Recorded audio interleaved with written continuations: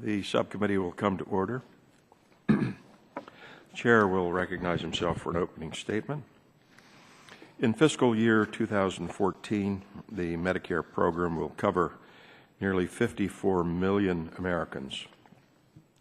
And the Congressional Budget Office, CBO, estimates that total Medicare spending will be approximately $603 billion, $591 billion of which will be spent on benefits. According to the Department of Health and Human Services, FY 2013 agency financial report, the improper payment rate for Medicare fee-for-service, FFS, was 10.1% last year. Adding in the improper payments for Part C and D, with error rates of 11.4% and 3.1% respectively, improper payments totaled over $49.8 billion. Independent estimates of the real cost of waste, fraud, and abuse in Medicare are much higher. Why are these figures important? The Medicare Trust Fund is set to go bankrupt sometime in the next decade. Absent congressional action, the Congressional Research Service, CRS, has stated Part A benefits cannot be paid out while the trust fund is insolvent. That is simply unacceptable. We cannot afford a future where our seniors' hospital bills go unpaid. Every taxpayer dollar must be protected. Some of my colleagues have suggested that merely eliminating the multi-billion-dollar losses due to inefficiency and fraud will alone fix the insolvency problem. That claim is frankly false. While reducing waste, fraud, and abuse and managing the program more effectively should be an administration priority, that alone is not enough to address Medicare's spending problem. However, critics are correct that a congressional solution is needed. We must do everything in our power to safeguard the money in the trust fund until such time as Congress accepts its responsibility to make structural changes to save the program for the millions who depend on it. Medicare uses a variety of contractors to assist in paying provider claims, delivering benefits, and carrying out program integrity and oversight functions. Many of these contractors have valuable experience fighting fraud and efficiently managing health insurance programs. Yet sometimes federal law or administrative barriers prevent us from using their expertise to prevent waste, fraud, and mismanagement in the Medicare program. Other times, all that is missing is a dose of common sense and leadership. This committee has for years studied the problem and reviewed potential new programs to help CMS fight waste, fraud, and abuse. This is not one of these hearings. Today's hearing is an opportunity to hear from experts about the challenges CMS faces in administering the program. In fact, today's hearing is a first step toward a broader, long-term effort to build consensus about the best ways to modernize the Medicare program in its management, operations, and accountability. And the best way to strengthen Medicare is to help improve and modernize the business model of the agency that oversees the Medicare program, CMS. The purpose of today's hearing is to examine how CMS currently uses and oversees these contractors to lessen program vulnerabilities and protect seniors' benefits by increasing accountability and cost effectiveness. Long term, I hope to work with my colleagues to identify barriers in federal law and within CMS itself that prevent contractors from fighting waste, efficiency, fraud, and abuse, and I hope we will address them. I'm pleased to have witnesses from both GAO and the HHS OIG with us today to discuss the types and functions of Medicare contractors and how the program can better manage them to meet its goals. I would note that the HHS OIG is releasing 2 new reports today on these topics, and I look forward to the testimony of all of our witnesses. With that, I will yield back and recognize the ranking member of the subcommittee, Mr. Pallone, 5 minutes for opening statement. Thank you, Mr. Chairman, for holding today's hearing on the management of Medicare. For nearly 50 years, Medicare has served as a bedrock program for our nation's seniors and disabled. What started as a basic benefit covering hospital stays and doctor's visits has continuously evolved and now encompasses comprehensive health care coverage that millions rely on. But in order to build upon the promise of the program, Congress and the administration must continue to find ways to strengthen the program so it works better for beneficiaries and taxpayers alike. The Centers for Medicare and Medicaid Services, known as CMS, is tasked with the critical role of administering the program to 50 million beneficiaries. Since Medicare's inception, CMS has enlisted a number of different contractors in different ways throughout the program to help assist in that responsibility. In Parts A and B, they use contractors to help pay the millions of claims from providers, as well as enroll providers. In Medicare Advantage, or MA, and the Part D benefit, CMS utilizes the private sector, specifically private insurers, to administer the benefits directly to beneficiaries. In addition, CMS enlists benefit integrity contractors to help further root out waste, fraud, and abuse. In all these instances, however, CMS is responsible for overseeing all of the contractors' performance and ensuring they bring value and quality to the program. It's also CMS's role to conduct regular oversight of plans to ensure that the payments are legitimate and appropriate while simultaneously serving beneficiaries as well. And that is why last summer I introduced the Part D Prescription Drug Integrity Act of 2013, which I believe can help CMS address potential factors contributing to prescription drug abuse. I wrote the bill on the heels of a report by HHS's Office of Inspector General, the OIG, which found that Medicare is paying for prescription drugs prescribed by unauthorized individuals. Given that tens of thousands of these drugs are controlled substances, the study's findings raise questions about patient safety because of the high potential for abuse and diversion. My bill would require plan sponsors to verify that a prescription for a drug on the controlled substances list was made by an authorized physician before paying for the drug. Under the current law, such a requirement does not exist. It would also require plan sponsors to have drug utilization programs in place that would restrict access if there was credible evidence of beneficiaries abusing or diverting drugs. In addition, the bill would provide CMS new tools to prevent the payment of claims by fraudulent prescribers or pharmacies. Now, I think we can all agree that this necessitates constant work. My bill is just one of many ideas to improve Medicare moving forward. The Affordable Care Act made great strides. It expanded benefits to seniors, brought payments to MA closer to traditional Medicare, and rewards plans for quality. It also gave CMS, the OIG, and DOJ increased authorities to address fraud. And since its passage, the administration has recovered nearly $20 billion to taxpayers, a record $4.2 billion in 2013 alone. And of course, just last week, this committee heard directly from CMS about the ways in which they hope to continue to strengthen Part D through a number of different policies. And so I applaud the administration for the work they've done to date, and I commend the strong commitment to fighting fraud, waste, and abuse in the Medicare program. The data clearly shows that we're moving in the right direction. But as we'll hear today, more can always be done.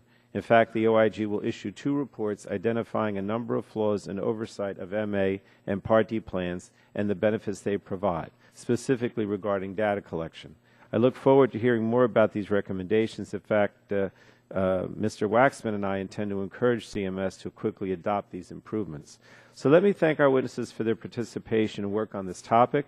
The GAO and OIG offer critical insight that informs both CMS and the Congress of what continues to need improvement.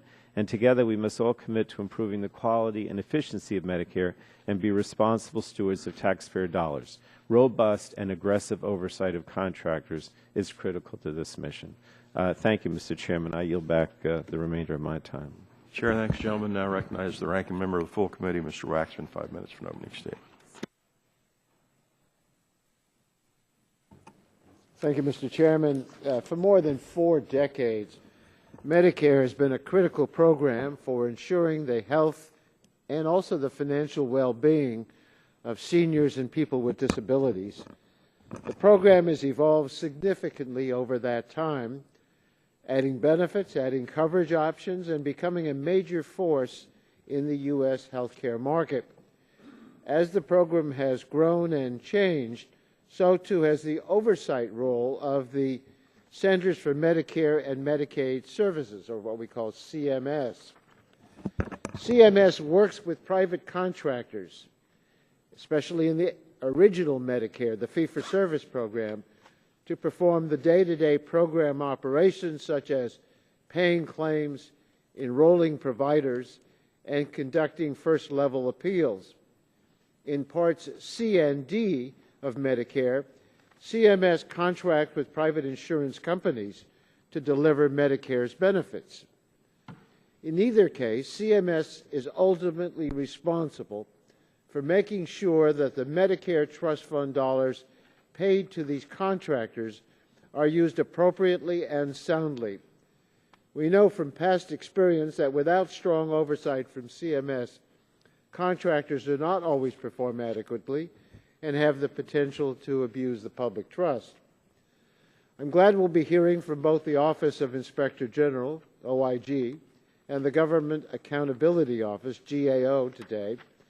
These two organizations have been critical watchdogs for the Medicare program, alerting us to instances where Medicare's oversight should be strengthened and also areas where federal intervention is necessary to ensure the taxpayers' dollars are being used appropriately. A lot has been achieved since passage of the Affordable Care Act to strengthen Medicare. Medicare growth rates have been at an all-time low. This success in reducing the rate of spending growth has been achieved at the same time that benefits have been increased and out-of-pocket costs have been reduced for beneficiaries. And fraud-fighting activities have been more successful than ever. Just like last week, HHS announced that the heat strike forces successfully recovered $4.3 billion in taxpayer funds, the highest annual amount recovered to date, for a total of $19.2 billion in recoveries over the last 5 years. The administration continues to work to improve the program. The administration's proposed Part D regulation would make a number of changes to the program to strengthen program management and integrity. Some want to rescind this regulation, but if we are truly serious about program integrity, those proposed program integrity provisions are just the direction CMS should be taking.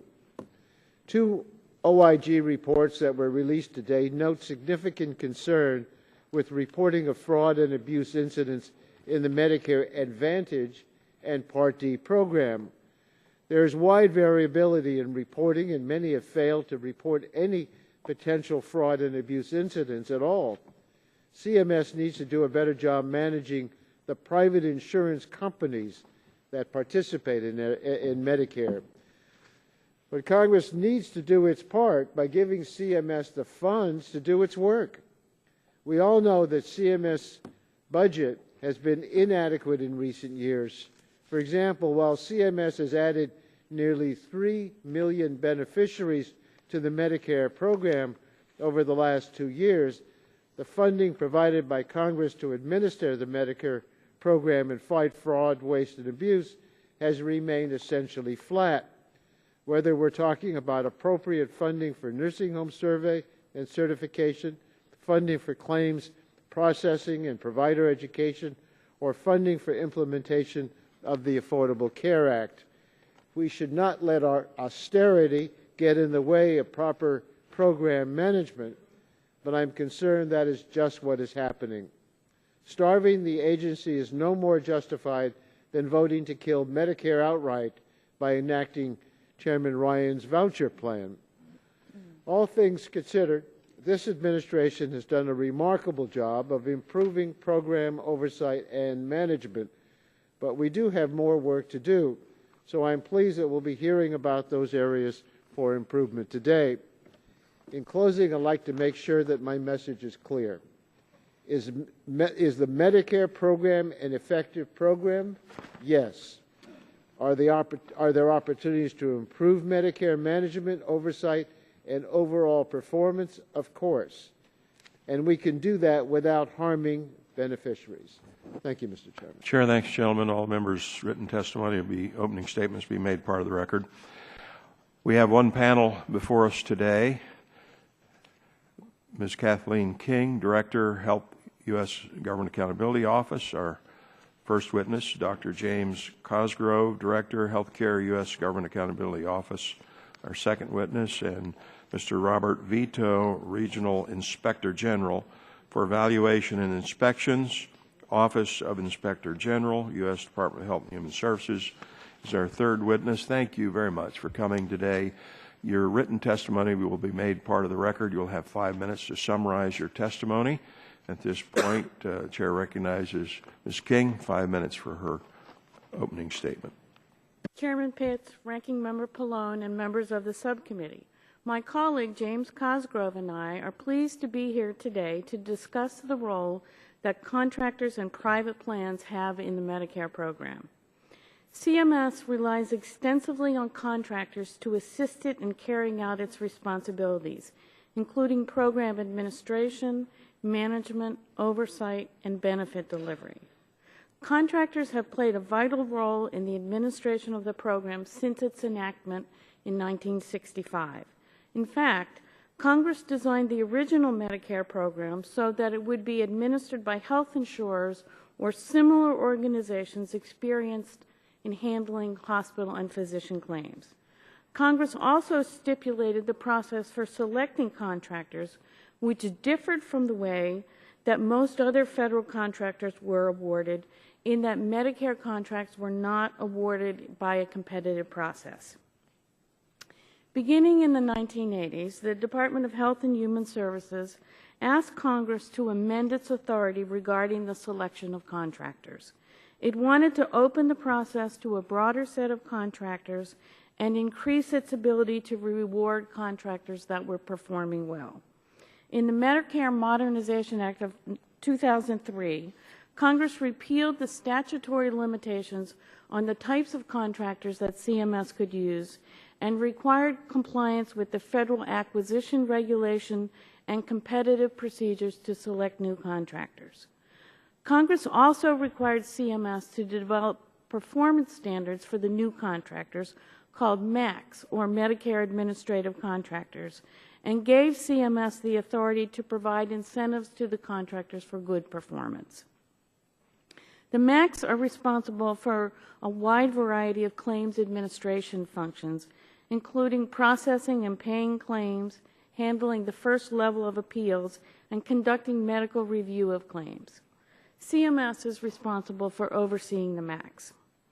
Over time, Congress has also authorized the use of other types of contractors in Medicare for program integrity purposes, including investigating potential fraud and recovering overpayments.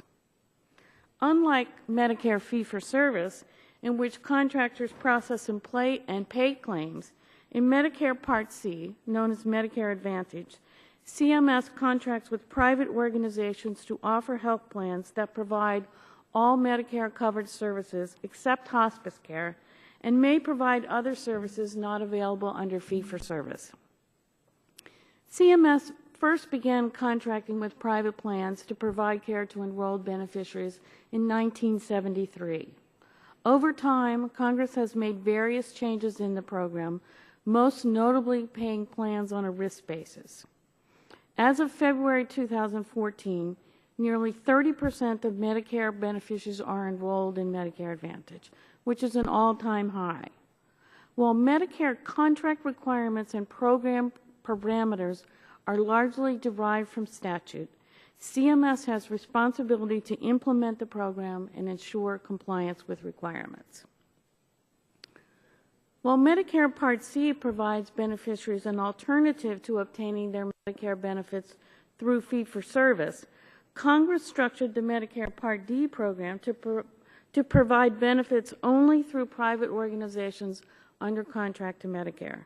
Prescription drug benefits are provided either through Medicare Advantage plans or standalone private plans.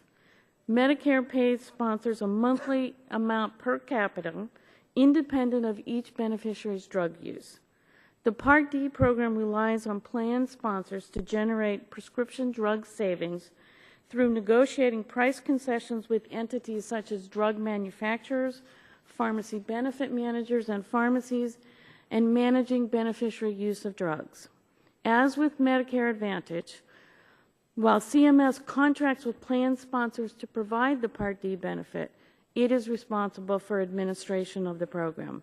including ensuring that payments made to plans are accurate and that the data plan sponsors submit on price concessions are accurate. Mr. Chairman, this concludes our prepared remarks. We'd be happy to answer questions. Chair, thanks, gentlelady. Now recognize Dr. Cosgrove, 5 minutes for opening statement. Chairman Pitts, thank you very much. Ms. King has submitted a joint statement for both of us covering GAO, and as such, I don't have a separate oral statement. Chair, thanks, gentlemen. Now recognize Mr. Vito, 5 minutes for his opening statement.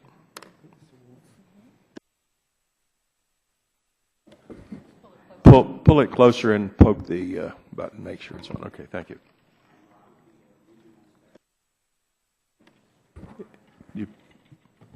All right, try that. Okay. I'm loud. All right. Okay. Is that any better? Yeah, that's better. Thank you. Thank you very much. Good morning, Mr. Chairman and members of the subcommittee. I am Robert Vito, Regional Inspector General for the Office of Evaluation and Inspections at the U.S. Department of Health and Human Services Office of Inspector General. Thank you for the opportunity to testify about CMS oversight of Medicare contractors. 2 years ago, I testified before you about recurring problems that we had identified with CMS oversight of benefit integrity contractors. CMS relies on contractors to administer $500 billion in Medicare spending every year. OIG understands that effective oversight of Medicare contractors is continuous, demanding, and often resource-intensive process for CMS. Unfortunately, some of the same problems we identified in the past with CMS oversight of benefit integrity contractors also extend to other CMS contractors. Today, the OIG is releasing 2 reports that highlight similar oversight problems with Medicare Advantage and Part D. The OIG has found that CMS does not leverage data to improve oversight, does not investigate variation in data across contractors, does not address underperforming contractors timely and require corrective action plans, and does not share information with beneficiaries and other stakeholders that could assist anti-fraud efforts.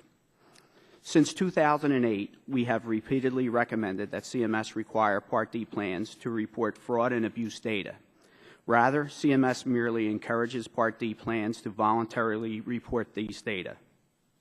Under this voluntarily reporting system, less than half of the Part D plans have reported data, and the reported data have varied significantly across plans. Due to CMS's failure to investigate variation among plans, we do not know if the plans are reporting incorrect data, have ineffective programs to detect fraud and abuse, or lack a common understanding of what constitutes a potential fraud and abuse incident. Further, without detailed information on fraud and abuse incidents, CMS is missing the opportunity to discover and alert plans and law enforcement to emerging fraud and abuse schemes. CMS has also made use of Part C data to oversee Medicare Advantage plans, despite investments in contractors' review of the data. The Part C reporting requirement data are a significant resource for oversight and improvement of Medicare Advantage. CMS has implemented regular and intensive reviews of the Part C data through its contractor, but conducted minimal follow-up on the data issues that it identified. For example, CMS has not determined if outlier data reflected inaccurate reporting or atypical plan performance. CMS also has not used its contractor data reports and analysis to inform the selection of plans for audits or to issue compliance notices for performance concerns. This would be like taking your car to a mechanic, having them run diagnostic tests, and then not using the test to determine if your car is running well and safe to drive. Our review of the MAC administrative contractors found that CMS performance reviews of MACs were extensive, but were not always timely. And even when CMS identified quality standards that were not met, CMS did not always resolve the problem. There were 2 MACs that consistently underperformed, but these MACs had their option years renewed. Lastly, CMS is missing a critical opportunity to enlist millions of Medicare beneficiaries in the fight against fraud. MACs mail Medicare summary notices, or MSNs, to beneficiaries to show them what Medicare claims have been paid on their behalf. These notices can serve as a key fraud and detection tool when beneficiaries identify and report suspicious information contained on their MSNs. However, the OIG found that over 4 million notices were not delivered to the beneficiary. Further, CMS has not instructed MACs on whether or how to track or follow up on undelivered MSNs. It is critical that MSNs be timely and appropriately delivered to beneficiaries. If just one beneficiary sees something suspicious on their notice and reports it to Medicare, it may lead to a fraud case that saves millions of dollars. In conclusion, the OIG recognizes the challenging job CMS faces in the oversight of its contractors.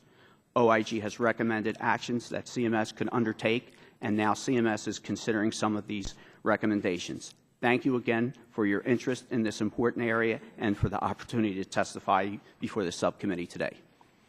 Chair thanks the gentleman. We'll now begin questioning. I'll begin the questioning, recognize myself 5 minutes for that purpose. Mr. Vito, CMS likes to tout that it has moved away from the pay and chase system. One of the programs they have pushed to support this claim is the fraud prevention system, which Congress mandated in the Small Business Jobs Act of 2010. The system is supposed to scan claims on a prepay basis and proactively flag problematic claims for review.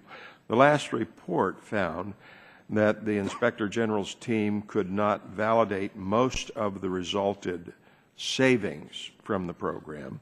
Do you expect that to change this year? I don't know the answer, but I can tell you that we will be having a report, and that report will do the same things that the last year's report did, and that report, I believe, will be coming out probably in the next 3 to 4 months, and you should have that in front of you, and you will be able to see the results of our work. Do you know how many claims, if any, CMS actually stopped before they were paid as a result of this system? I do not know that answer. I'm not familiar with that review, but I know that that review is ongoing and that we will have results for you. And do you have any ideas on how to make the system stronger? Well, we certainly have some ideas on how to make the system stronger. One of the ways is require plans to mandatorily report this information on fraud, waste, and abuse. I think once they do that, then CMS will have data that will indicate the types of fraud incidences that are occurring. It will also tell you the amount of them. Once you have data, then you can analyze that data and use that data in conjunction with other data to find out more information that you never had. Ms. King, CMS is developing a new integrity contractor called a United Program Integrity Contractor, UPIC. These contractors will focus on both Medicare and Medicaid integrity issues. And the Zone Program Integrity Contractors, ZPICs, and the Medicare Administrative Contractors, the MACs, will be folded into the UPICs. Is this an important change, or are we just rearranging the deck chairs? Related, has your office seen better results from the ZPICs since they were developed out of the program safeguard contractors? Mr. Chairman, we did a review that was released last fall about the ZPICs, and we found that they did have a positive return on investment. They spent a little over $100 million, and they returned, or they saved about $250 million. During that time. We did make some suggestions for improvement, but we did see a positive rate of return from them. And I think in terms of the consolidation of the program integrity contractors, the Medicare and Medicaid integrity contractors are going to be combined into one. We haven't evaluated that, but we did find fault with some of the Medicaid program integrity work. But I do believe that the MACs are going to remain as they are and not be folded into that, because they have while they do have some program integrity functions, they're one of their primary purposes is processing and paying claims, and that will remain. Dr. Cosgrove, do you have anything to add? No, I don't. Thank you. Continuing with the GAO, to help manage the program, CMS often uses cost-plus contracts. But if the contracting team at CMS writes a contract that measures the wrong things, like outputs instead of outcomes, then CMS has committed to spend millions of dollars, perhaps on the wrong thing. How can this be prevented? Ms. King?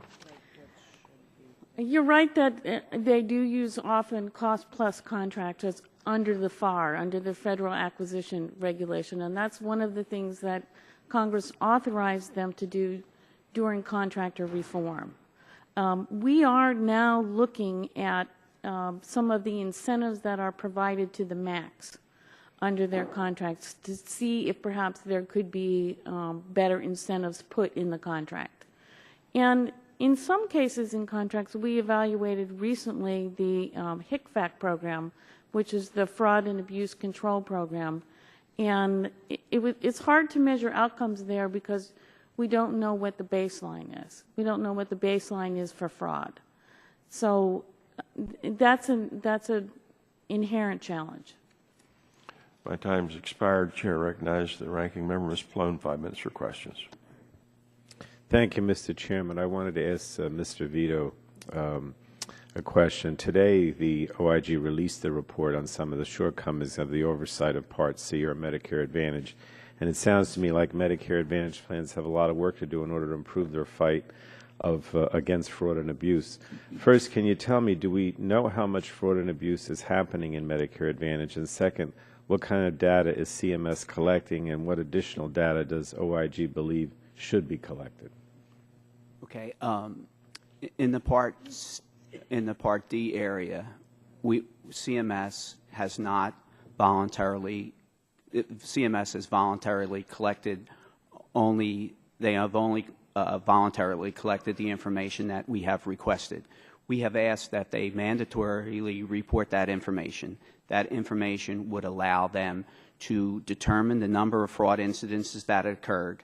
It would also let them know if the Medicare, it would let them know if the Part D plans had addressed those fraud incidences. By doing that information, it will provide information among all the different plans, and then the plans can analyze, then CMS can analyze that to find out which plans have higher numbers or lower numbers, and they could look into the variation to see what might be going on there. Well, I note from your report that while CMS did conduct some reviews on data reported under Part C, and now I'm asking about Part C, the agency did not conduct follow-up with the data or look at outliers, and I think we all agree that it's not enough to simply collect the data. The agency must act on it. So what does the OIG recommend CMS do, and how should CMS best be following up on this outlier data? Now I'm asking about Part C specifically. Well, CMS has collected, they had a contractor that identified outliers, they identified inconsistency in the data. Yet once they identified that, the contractor only shared that information with the plan and CMS did not do anything with that data. They did not investigate that data. They did not review why that data, what the reason was behind that data. Was that reporting information that was incorrect, or were they atypical outliers? And CMS can utilize the resources it has to do that extra step. For example, we saw some plans that had the same problem multiple years. Depending on the resources that CMS has, they can target the areas that are the most problematic, like the ones that had multiple years or the one that had 3 or 4 elements that needed to be looked at. So it's clear to us, we gave the example, it's like taking your car and having all the diagnostic tests run on the car and then not using the results of that to fix the car and make sure it's safe. It's basically CMS has information and they're not using the information to get to the best answers. All right. I can ask this of any of you. CMS has a duty to continue to improve the Medicare program while keeping costs down and fostering competition. It's also critical that they take every action within their authority to alleviate fraud, waste, and abuse. In its proposed rule issued in January, CMS proposed several provisions aimed at improving program management and integrity in the MA and Part D program, including requiring prescribers of Part D drugs to be enrolled in Medicare, providing CMS the authority to revoke abusive prescribers' Medicare enrollment, and allowing CMS and its anti-fraud contractors to obtain information directly from pharmacies and pharmacy benefit managers that contract or subcontract with Part D sponsors. These provisions seemed like common sense to me, but could any of you talk about the problem that Medicare faces with respect to abusive prescribing practices? How serious a problem it is? What do we know about how well Part D plans are doing dealing with improper prescribing? Any of you could answer this if hear from you. I don't know the answer to the question specifically, but we do have some work looking at Medicare Part D program integrity contractors at this point and seeing how their practices measure up with best practices in the private sector. So that's a question that we should be able to shed some light on, but I don't have the answer today. Mr. Vito, do you want to say anything about that? Yes. The Office of Inspector General has been looking at the Part D program for a long time. We have initially started to look at the controls that were existing in the program. We found that CMS had some controls, but they were limited, and they needed to do more. We had pointed that out to them. We have a body of work that continues to show that they need to do more. The items that you referenced, many of them are direct results of work that the OIG has identified and pointed out. We have looked at the plans and found that the plans, some of them have not reported any information, and when they have reported, it varies significantly. They're the first line. We also then looked at the medics. We found that the medics could do more, that they weren't proactively analyzing data. They weren't doing a lot of the things that you asked about the prescriber IDs. We found that they were paying claims that did not have a valid ID, a prescriber ID. And you also referenced reports where people were writing prescriptions and they didn't have the actual responsibilities to do that. So all these things that you mentioned here are things that the OIG has pointed out and think need to be improved and had made a lot of recommendations to have them done. Thank you. Chair, thanks, gentlemen. And now I recognize the gentleman from Georgia, Dr. Gingrey, 5 minutes for questions. Mr. Chairman, thank you very much. I'd like to thank, of course, all of the witnesses for coming to allow the committee to better understand how Medicare is protecting seniors' benefits and how we can continue to reform the program to save the taxpayers money while at the same time not overly burden the providers. I'm going to go to you, Mr. Vito, first. This is a hugely important issue that I'm sure all members are hearing from their constituents, their physician, provider constituents. ICD-9, those codes are set to be replaced by ICD, International Classification of Diseases, 10 codes this October. These new codes, as you know, include thousands of new diagnosis codes, adding, of course, new burdens for providers as they attempt to abide by the law. Many providers worry that the new complexity could be a target-rich environment for auditors who might confuse an error with malintent. I'd like for you to comment on how your office thinks about this particular issue, this conversion in October, and I think that final rule has been issued to go to the ICD-10 code. The providers, the doctors, the people that I speak to in the 11th District of Georgia, Northwest Georgia, would beg CMS to delay this conversion from ICD-9 to ICD-10. Well, I'd like to say that I believe that we have some planned work in that area. I cannot address your specific questions now because we need to do work to make the determination of what the issues are. But I do believe that we have work that's planned and it's in our work planning. It's in our work plan, and if you would like, we could take that question back, or I could have people come up and brief you on that from our office that are more familiar with that work. Well, excuse me. If you can elaborate a little bit more, or Ms. King or Dr. Cosgrove, because the providers even say that even the meaningful users of electronic medical records, it was my thought that, well, that would kind of solve the problem. It would just be automatic. And they say no, that wouldn't, is not going to help at all. Do any of you have any thoughts about that? And It's not an issue that we've looked at yet. I mean, all of our work really is evidence-based, and, while we agree that documentation errors are a big part of what contributes to improper payments, I think we would have to look at the implementation and then assess its effects before we could comment on it. Yeah, I mean, it's just for those that are here that may not be is up on this issue as you are, and hopefully as I am. But I mean, it's like a physician, if there's a code for a dog bite, now there would have to be a code. That code would have to be, well, what was the breed of dog, and on and on and on. You get the idea. I mean, it gets a little ridiculous, and that's where they have thousands of additional codes that they have to worry about. I've heard from my colleagues on the other side of the aisle that if we could only fix waste, fraud, and abuse, then the Medicare program would be there. It'd be solvent for my children, my 4 adult children, and my 13 grandchildren. We wouldn't have to do anything else. Chairman Ryan of the Budget Committee has been criticized many times for trying to come up with innovative solutions to deal with the, $75 trillion worth of unfunded liability in Social Security and Medicare as we go out into the future 50 years from now. But those are obligations. They're on the books. And tell me, and we can start, Ms. King, with you and work down, what are y'all's thoughts in regard to if we could eliminate every dime of waste, fraud, and abuse? I know we can't, but if we could, do you think that would save Medicare for the future generations? No.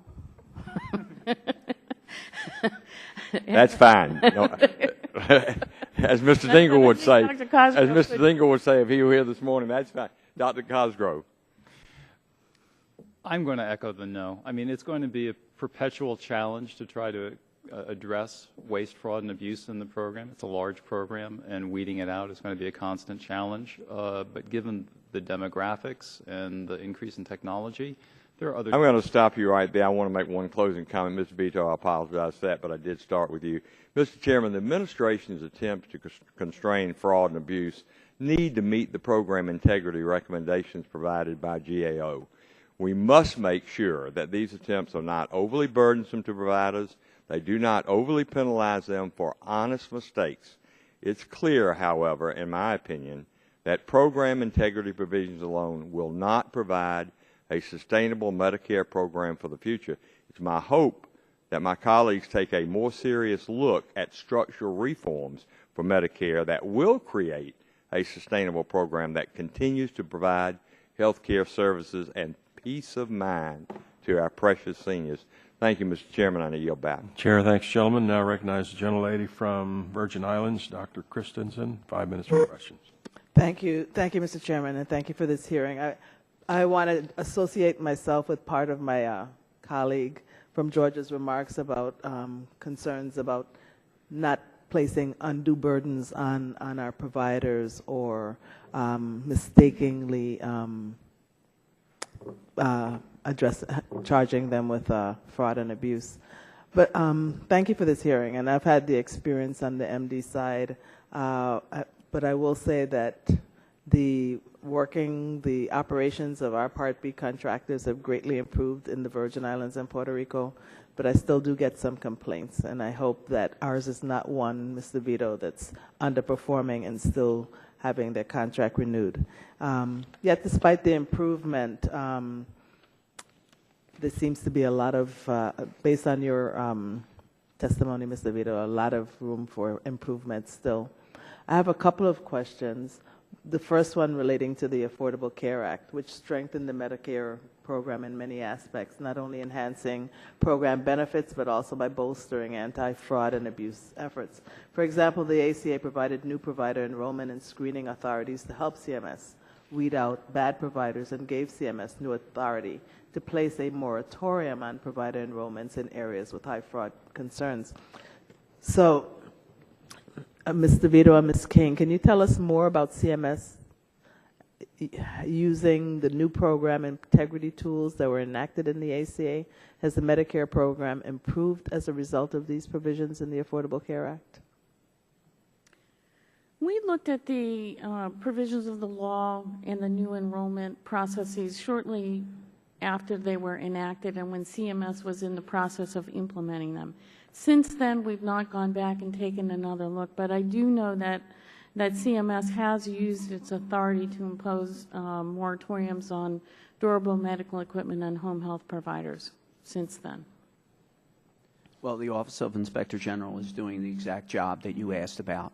We currently are looking at the Medicare enrollment, the enhanced provisions that came from the ACA, and we will have a report for you, hopefully by the end of this year, that will give you the details on how well they're doing and if there's any areas that need to be improved.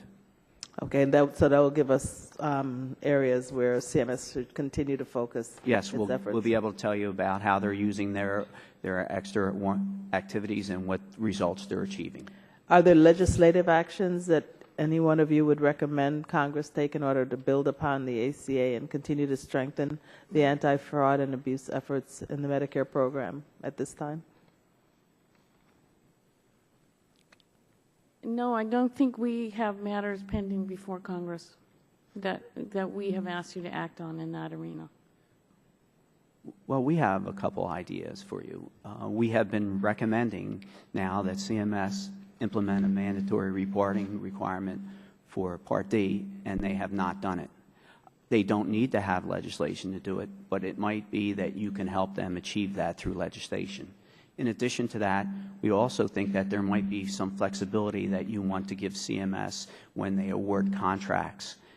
This will allow them to not be in a perpetual contracting recompete mode and focus on the people that are underperforming and allow the people that are doing a good job to remain in the program. So this comes back to your question about the MACs. You know, if the MACs aren't doing a good job, we want them to make sure that they take action and to replace those. And CMS has done a fairly extensive job reviewing the MACs. They can do better in trying to address MACs that have underperformed, though. Thank you. And Ms. King or Mr. Cosgrove, we know that Medicare administrative contractors or MACs have set up claims processing systems in such a way that they're able to compare claim data to Medicare requirements in order to approve or deny claims or flag them for further review. A 2010 GAO report found that these prepayment edits saved Medicare at least $1.76 billion in dollars in fiscal year 2010. But that savings could have been greater had prepayment edits been more widely used and better disseminated across the MACs. This seems like common sense, especially given that these prepayment edits can minimize improper payments being made in the first place. Could you give us an estimate of how much greater savings could be if prepayment edits were more widely used? And can you tell us more about your recommendations of whether CMS has implemented them? Thank you for that question. Use of prepayment edits are critically important to preventing improper payments because they do all kinds of things. They screen to see if the provider is eligible to participate, if the beneficiary is eligible, and they also look at whether the service is covered by Medicare, and in some cases they make decisions about whether the service is necessary in that situation. I don't think we have an estimate of how much more could be saved if there were greater implementation of prepayment edits, but we did make a number of recommendations to sort of refine the process and make it clear. I would like to say one. I would be remiss if I didn't say this.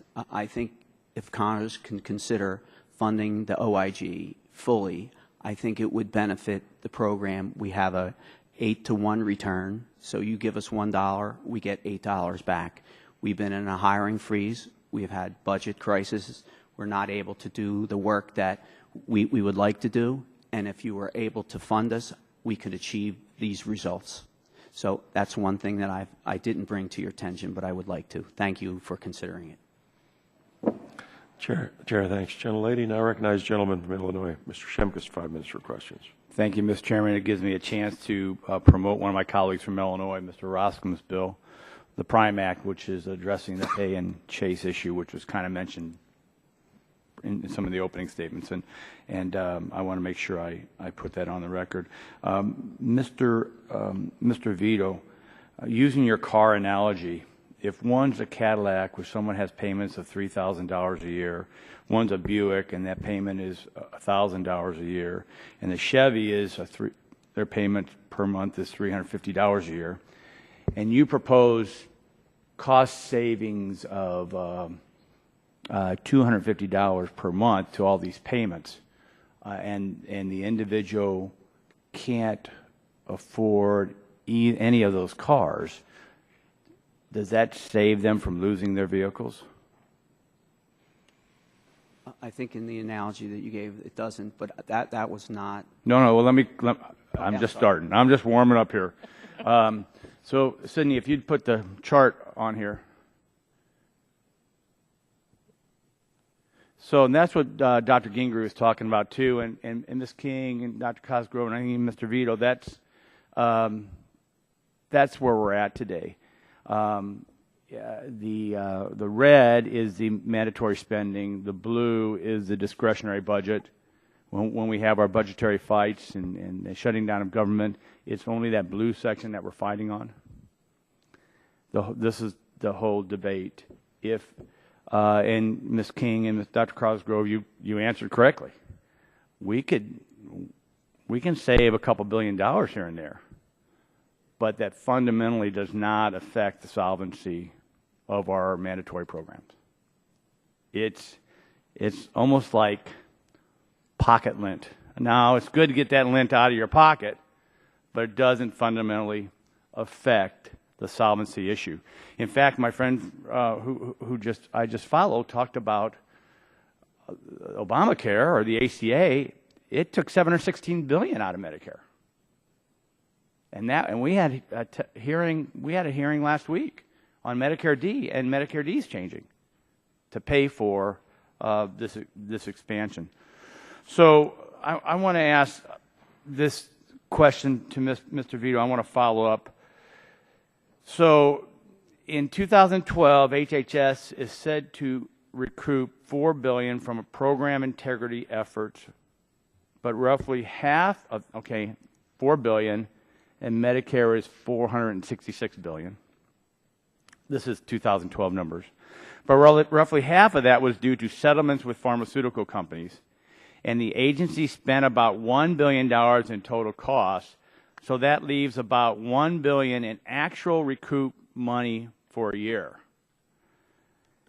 Can you give me a sense of what that amount is in the scope of the overall Medicare spending? If we're just using 2012, if we've got $1 billion in savings, we got $466 billion in overall cost. It's good for a resume, but it's not really good for solving the problems of Medicare. Wouldn't you agree? Well, we are responsible for doing our work, and our work is to identify fraud, waste, and abuse, and as well as to make sure the programs are running efficient as possible. We are doing that, and you're right. That $1 billion, or we actually, I mean, when you look at our results, we have good results, and we're doing very hard work. I think, though, the point that you're trying to make is that it's a very challenging program, and there's a lot of money at stake. Well, it's challenging because it's going broke, and my colleagues on the other side will not accept that premise. They just will not accept the premise that we have to actuarially make some changes. Let me go to a specific part of the report.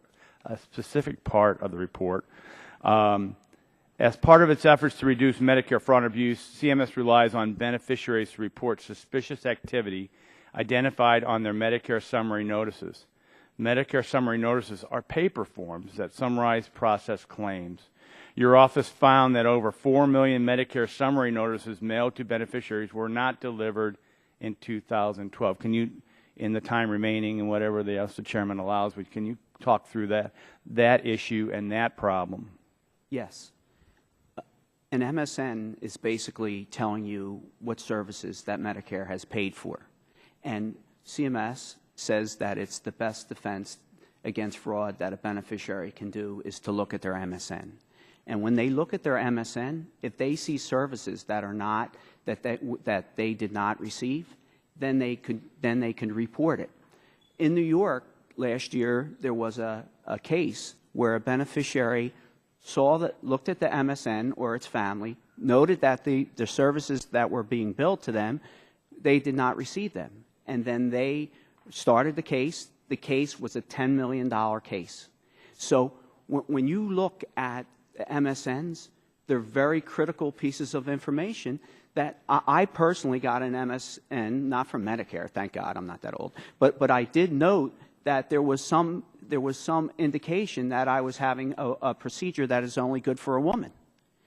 But I looked at that, and then I was able to call that in, and then they resolved that. So that is one of the best tools, and if just one beneficiary looks at that and it results in $10 million, it's a great savings. Can you speak to the $4 million in the report?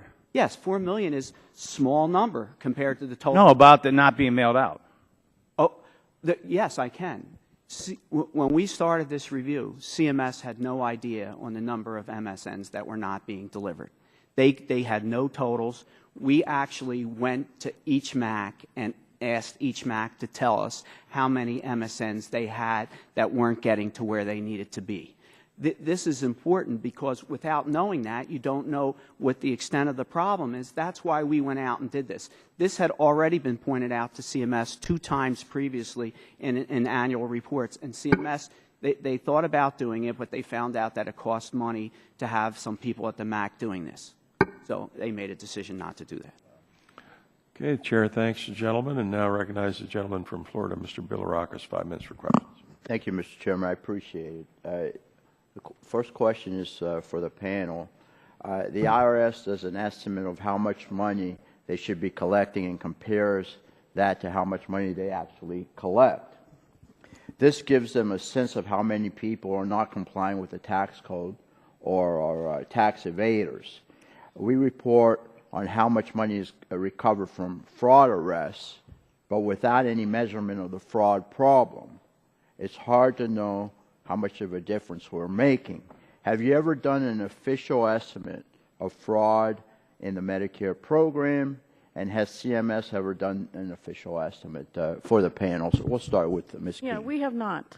Part of the difficulty is that it's hard to measure what you don't know about. If, for example, I submit a claim for a service that was never provided, and that claim looks totally legitimate, it's going to be paid. But that is, in fact, a potentially, it's a fraudulent claim. So there are things like that that happen that are not captured in that. We have noted the lack of a reliable estimate of fraud in Medicare and urged CMS to work on it. And I believe that they are starting on a pilot to measure the extent of fraud in home health. It's a difficult undertaking, but they are working on it. So when do you expect the pilot to be rolled out? I think that they just talked about it in the most recent report that was released within the past few weeks, the Healthcare Fraud and Abuse Control. And I would imagine, I can't speak for them because I don't know their exact plans, but I would imagine it would take some time. Dr. Carswell? Yeah. Oh, I'm sorry. Do you want to finish, ma'am? I didn't want, okay. Dr. Carswell, you? Thank you. I don't have anything to add to Ms. King's Okay. statement. How about Mr. Vito? I think fraud is Thank you. only when it's determined at a court of law that's when fraud occurs. You could have indications of fraud, but it's only when it's finalized and the case has been adjudicated. I think what we're trying to say is that CMS they have data and they need more data.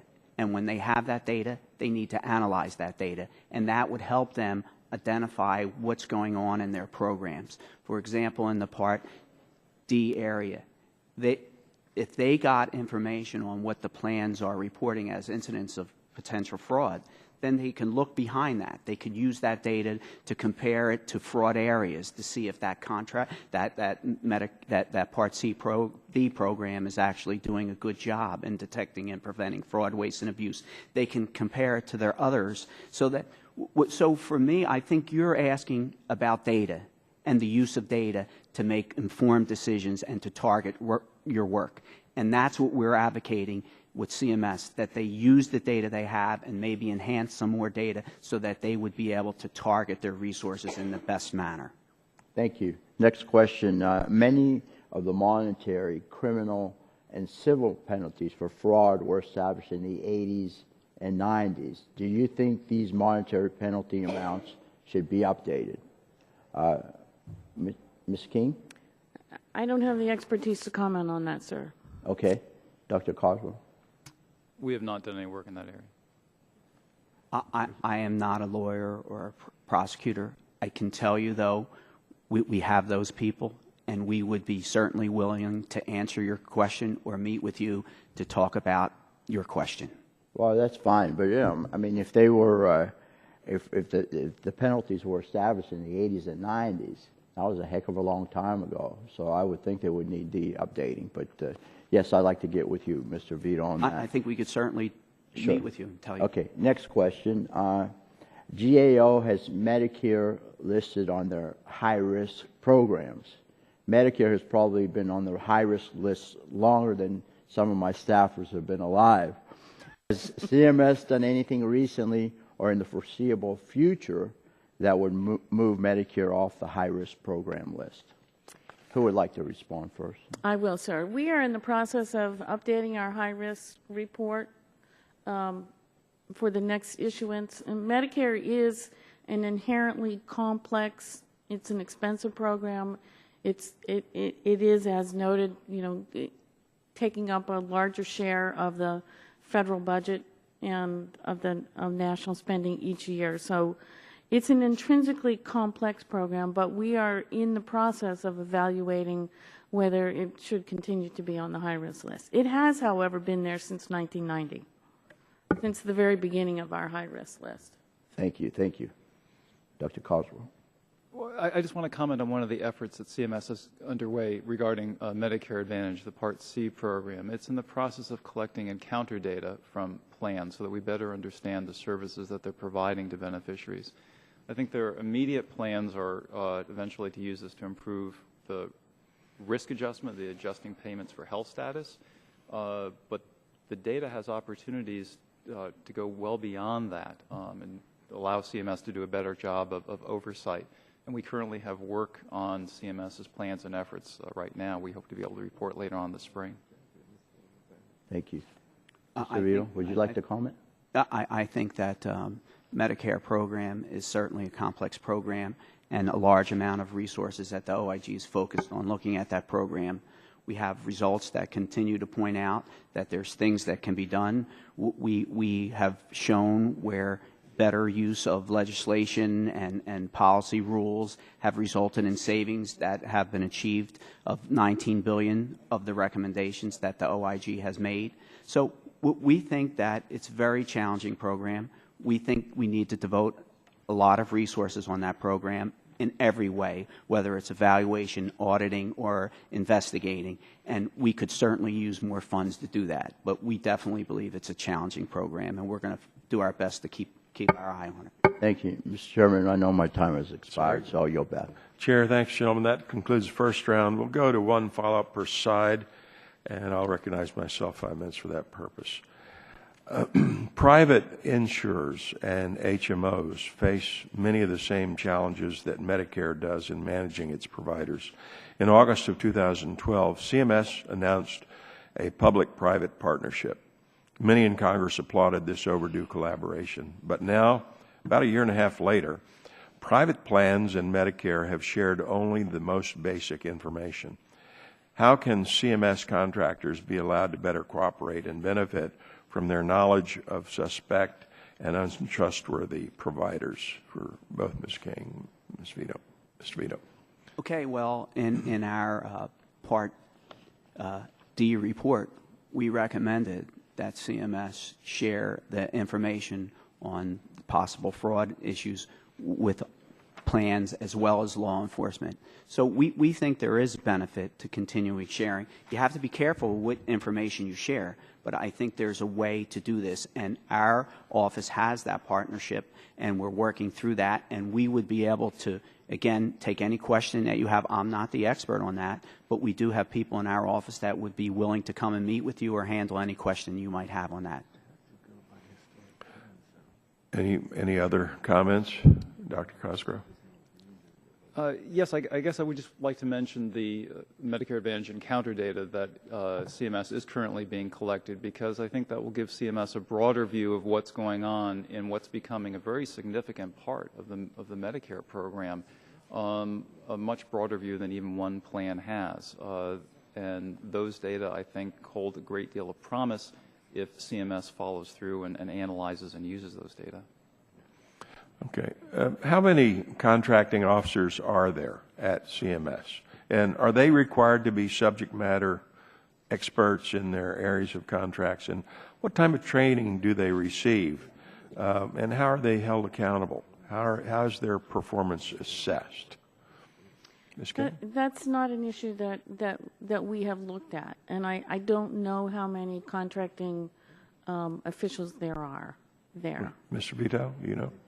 Well, we are in the process now of looking at CMS's contracting, and we are trying to provide you with a landscape look at how many dollars they have, the type of contracts they are, and who's administering the contracts. In addition to that, we're also going to be looking at how the contracts have been closed or not closed. So we hope within by the end of this year, that we'll have a report that will provide some detailed information on just the general information about CMS and its contracting. Now, CMS has a range of contracting vehicles at its disposal. Some are very incentive-driven. Some are very flexible. Some are just cost-plus contracts. Can you talk a little bit about what parts of the contracting process could be streamlined and modernized in order to hold contractors more accountable and achieve better return on investment for taxpayers? Is that for me? Yeah. Well, I don't think I will not be able to answer that right now. We have current work underway that also looks at contracting and how the contracting was handled in the ACA area. We hope that when we get that information, it will provide some of the answers to some of the questions that you have, and that's ongoing as well. The biggest contractors at CMS now are the MACs, the Medicare Administrative Contractors, and we did an evaluation of the implementation of contractor reform a few years ago, and there is a rigorous process set up to evaluate the contracts. And the IG has done more recent work on that and recommended some improvements, but they do have under the FAR, under the Federal Acquisition Regulation, an intensive process for awarding the contracts and also for measuring the contracts and awarding fees under it. We are also looking, though, at whether they could be using some additional or different incentives in the program to drive better performance. And we should have a report on that later this year. All right, Chair, thanks, panel. And now recognize the ranking member 5 minutes for a follow-up question. Mr. Vito, I wanted to go back to my questions about Part D, specifically the CMS proposed rule to strengthen Part D with regard to fraud.